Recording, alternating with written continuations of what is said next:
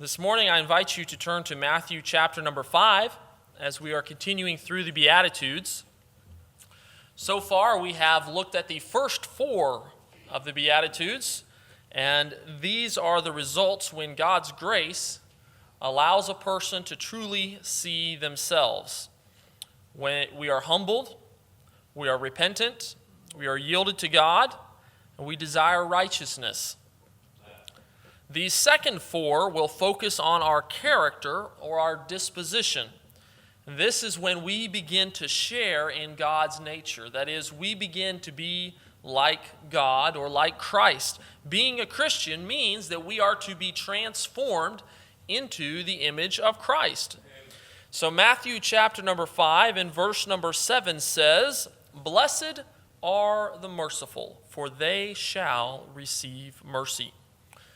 As we explore this beatitude this morning, we're going to look at a couple of examples of what it means to be merciful. Of these lists of 4, this first trait is to be merciful. Christians are to be merciful. In Jesus' day, this was not a desirable trait. We talked about meekness. We talked about being poor in spirit. We talked about how those things are just kind of counter to the culture that not only Christ lived in, but today. That's not something that most people are seeking to be. In our world, mercy seems to run counter to the path of success and the way to advance. Jesus' message relates to us now just as it did in the past. His gospel included mercy as a basic characteristic. Jesus demonstrated it, he taught it, his followers practiced it. It is to be a part of the Christian's life, and it is essential to having God's blessing and favor. But the good thing is that we're not just instructed that we should have mercy, but we are encouraged by the fact that mercy comes from God. God is the ultimate source and example of what mercy truly is, being compassionate, being loving. He's merciful to us though we are guilty of sin, yet he forgives us and he blesses us. It is to be the trait of Christ followers. It does not require education. It does not require means or resources. But mercy is something that every single one of us can show. No matter how poor we may feel, no matter how empty we are, we always have the ability to give mercy. Just as God gives mercy to us, we too are to be aware of others and to extend mercy to them. So let's look at 2 different ways that mercy can be expressed. Mercy can be expressed with forgiveness. It can also be expressed with compassion. Mercy means forgiving those who aren't worthy, and the side effect of that means that it relates to being hurt and wronged. You can't forgive somebody when they don't deserve it if you haven't been wronged or hurt or wounded in some way in which you have the ability to forgive them. So let's look in Scripture and see what examples the Bible gives us about those that showed mercy. One of the best examples is Joseph. He was second in command of Egypt. He was in control of a very large empire as second in command. And they're in the middle of a famine. And his brothers come to buy grain. Now, what had his brothers done to him? Well, they had hated him. They had mistreated him. They had sold him into slavery. They had assumed that he was dead. But now the tables have turned quite dramatically. They've gone from just being little old Joseph that's the favorite son that everybody's going to make fun of and mock and try to torment, but now he is the one that is in control. He could enjoy getting even with them. He could take their life and no one would care. He's the second in command. He could do anything he wanted to do. And from the world's perspective, he could have reasoned that everything he was doing was right. It would have been acceptable if he would have explained the story to maybe Pharaoh or some of his servants or those that were working with him. He could have completely legitimized it. He could have said, well, let me tell you what happened. I got sold into slavery for all these years. I got tormented. I got persecuted. I got accused unjustly. Let me tell you about all the things that happened to me. And it all happened because of their decision. He could have demanded justice. He could have given them what they deserved.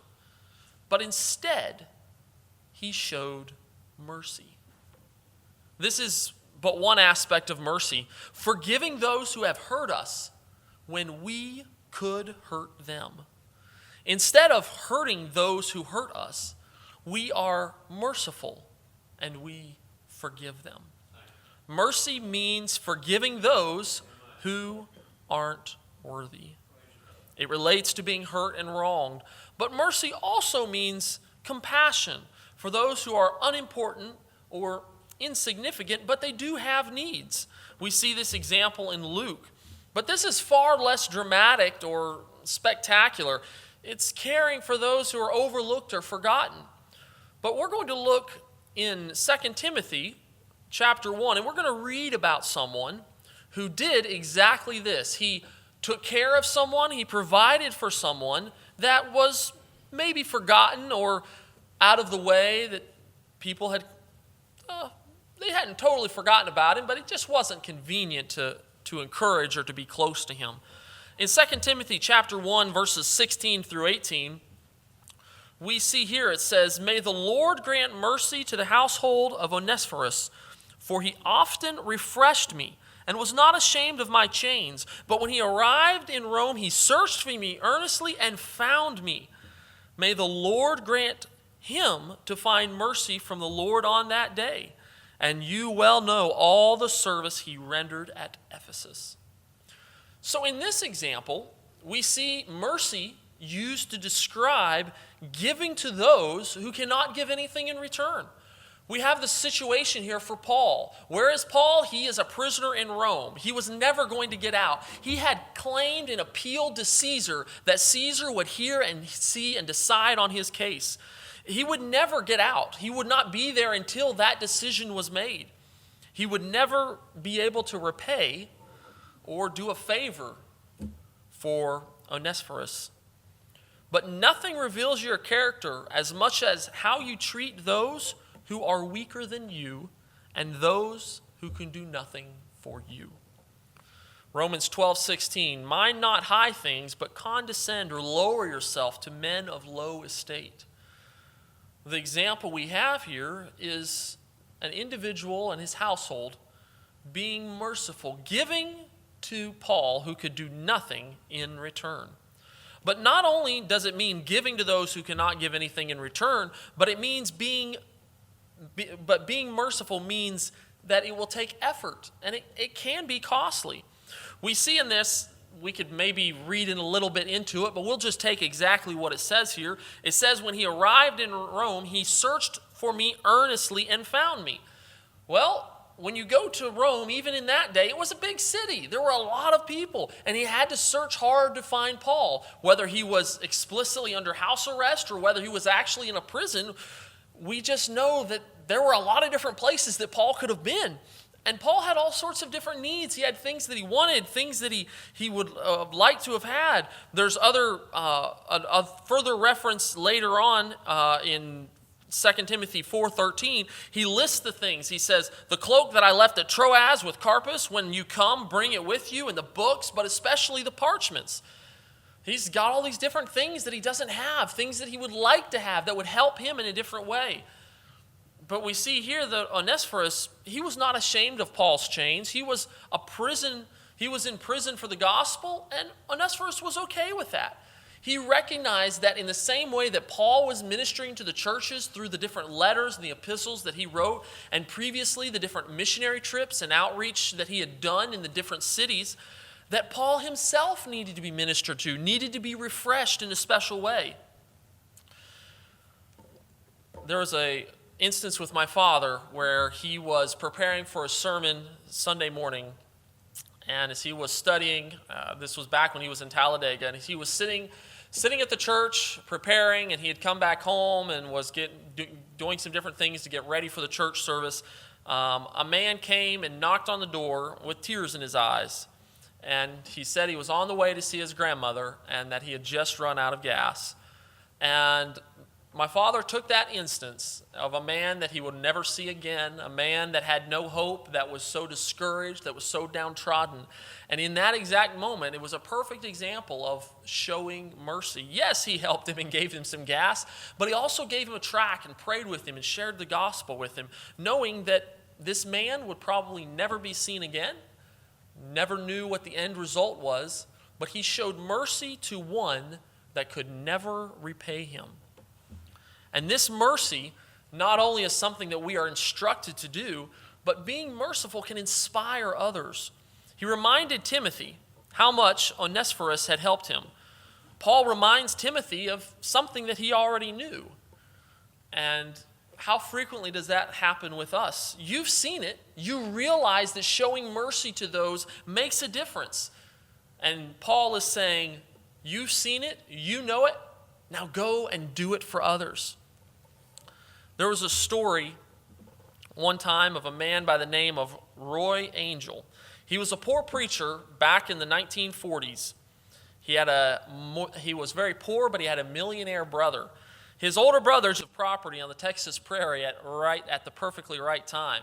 And when he sold, he became a multi-millionaire overnight. And building on that good fortune and the choices that he had made, he began to invest his money. He took his money and he put it in different stocks and different businesses and different things, and soon he began to become wealthier and wealthier and wealthier. And a week before Christmas one year, the wealthy businessman visited his preacher brother in Chicago, and he presented him with a brand new car. At the time, this was a gleaming top-of-the-line Packard. Roy always kept his new car down under the street in a parking garage rather than just parking it on the curb. He always tried to take good care of it, knowing that his brother had given that to him. But as he was coming out one time and he was walking away, he saw a little boy that was admiring the new car and the interior and looking at it and was just wide-eyed and just so excited. And the boy looked at him and he said, "Mister, is this your car?" And Roy said, yes, it is. He said, "Well, how much did it cost?" He says, "Well, I really don't know. I'm just not sure." He said, "What do you mean? You've got a really nice car and you don't even know how much it cost?" Well, he said, "No, I don't know because my brother gave it to me as a gift." And at this moment, the boy's eyes grew even wider. He thought about something for a moment, and then he said wishfully, I wish. And Roy's standing there kind of grinning. He's like, "Oh, I can finish this sentence. I wish I had a brother like that. I wish," those types of things. But that wasn't what the boy said. The boy looked up at Roy and said, I wish I could be a brother like that." He invited the young boy and he said, "Would you like to have a ride in the car?" And he jumped at the opportunity, and so they went around the block and were driving a little bit. And then the boy said, "Mister, could you just take me by my house real quick? It's just a couple blocks from here." And again, Roy assumed that he knew exactly what the boy wanted to do. He thought the boy probably wanted to get his friends and show it off and say, "Look at this car, look at what I get to ride in." And so at the young passenger's direction, he went up and down and took a couple turns, and he dropped right in front of a rundown apartment building.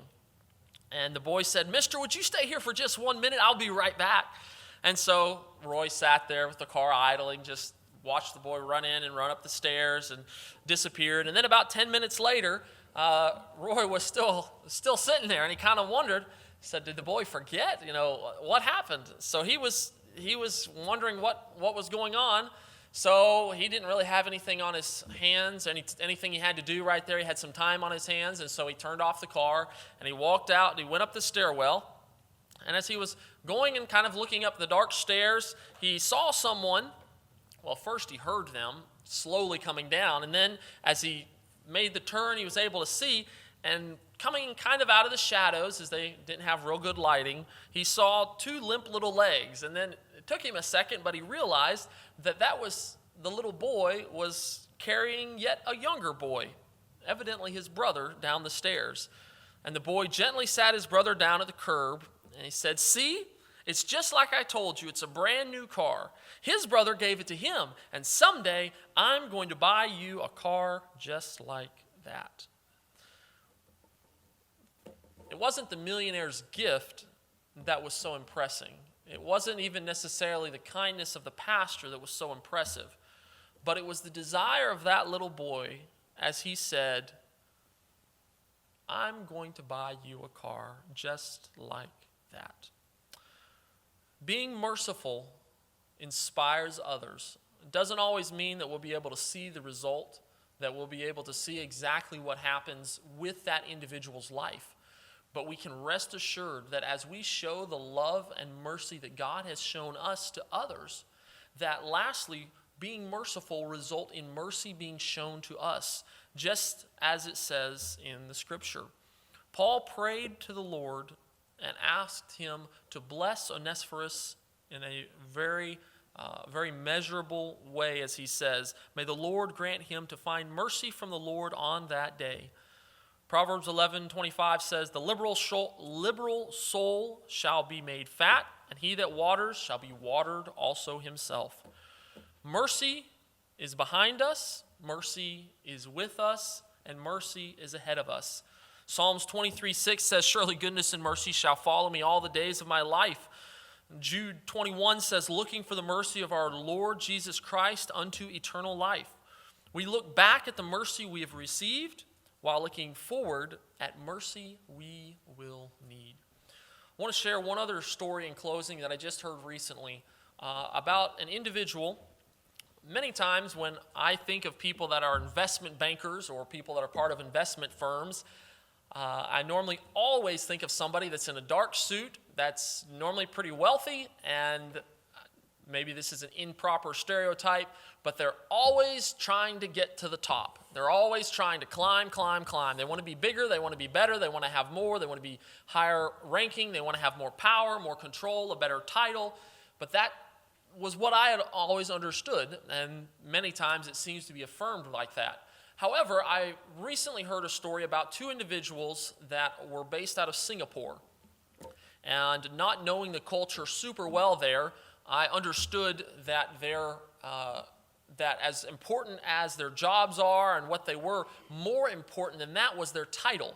Because it was very frequent, as I understand, that in that region of the world, that people would be addressed by their title, even if it wasn't something, say, here we may say Dr. such and such, or we may use those types of terms out of respect as we address somebody, but they would do the same thing, except that it wouldn't necessarily be a doctor. So you may be a executive vice president, and they may address you as such and say executive vice president Blankenship. And that is the way that they would address individuals as I understand it. And the circumstances that I heard describe a perfect example of mercy in a compassionate sense, in a way that doesn't really make sense to the world that we live in, but the end result was a miraculous life change as only God could bring. There were two individuals, and they were both been working their entire lives to be the regional directors in the Southeast Asia region that they were working. And they had both been working their entire lives. The one individual that was telling the story, he had gone to school, he had gotten his degree, he had moved his family to where they needed to be, and he had been working, and he was in his mid-30s, and everything was in line for him and this other individual to both be separate VPs in this region. And as they were preparing, they had known that this was coming, they were excited to work together, they enjoyed working with each other. But the day came, and they were getting prepared as they knew that they had a meeting with the CEO, and they knew that that was going to be happening. And so they came to his office, and they were there, and the CEO began the conversation saying, I'm sorry, but I can't promote you both. I can't put you both in these positions as we had planned. He said, now both of you are more than qualified. Both of you are more than capable, and I just can't decide. I've talked to individuals, I've communicated, but I don't know who to pick. So here's what I'm going to do. I want you two to decide who's going to get promoted. Well, how do you think that made this individual feel? He just was, oh, that's a whole lot of stress I really didn't need on my plate right now. And so he's trying to figure out what he needs to do. He's not certain, but he goes home and he begins to talk to his wife and begins to pray. He's been a Christian his entire life, not wanting money or fame or title to be his primary goal. but he also knows that this is the desire that God had given him, and he really wants to do this. They had more conversations, and the CEO said, providing that there's enough room in the budget next year, we'll promote the other remaining individual. And so there's, of course, that promise that may or may not transpire as it's described. But the man prays and prays and prays, and he really isn't certain what it is that he needs to do. So he talks to his wife, and they both begin to feel, maybe they need to let this other individual be promoted. Maybe they need to let him be the one that gets the title and the promotion. And he begins to feel it out. He says, well, I'm not sure if that's what I want to do, but let me talk to him. Maybe it's not a big deal with the other individual. Maybe it's not a big deal if he isn't promoted. Maybe he's okay. Maybe he likes what he's doing. He's in the middle of a project. He wants to finish it out maybe. So he goes and he talks to the other individual, the one that's not a Christian, and he says, are you interested in doing this? Are you working on something that maybe you'd like to finish out through the next year and we could do this? And he said, oh, no. I've been working for this my whole life. I am so excited. I cannot wait. And I really, really, really would like to have this position. I really, really would. And that didn't help the poor individual anymore. That guy's just feeling such turmoil because he wants it so bad, but he also understands that the primary goal in his life is not to achieve wealth, fame, or money. So he finally comes to the conclusion. He talks to the man. He says, you know what? I'm going to let you have the position. I'll continue to work where I'm at, and I'll let you be the one that's promoted. And the guy was inspired by this show of mercy. This man couldn't do anything to pay him back because he was promoted and he didn't have the authority to promote him. So the individual couldn't do anything. But he said, why is it that you're giving me this? Why are you just handing it off to me? We haven't fought, we haven't argued, we haven't had to do anything, and you're just resigning yourself and letting me be promoted. Why? And so he begins to explain the gospel and sharing that what's most important in life and why it is that he's doing what he's doing. And that individual said, I've heard you talk about what it meant to be a Christian, and I've heard you talk about how you are a Christian and you do things different, but I never really understood what that meant. And as time went on, their conversations continued, and that individual that was not a Christian became a Christian because of the mercy that individual showed to him in his life. The rest of the story is that eventually they both left that firm and started their own business that is primarily targeted at helping small businesses and organizations that are Christ-centered and helping them with their finances and doing things in a very fair way. But he didn't know the rest of the story when he gave up that promotion. He didn't understand what it was that was going to be happening in 10 years down the road. But the mercy that he showed it, not expecting anything in return.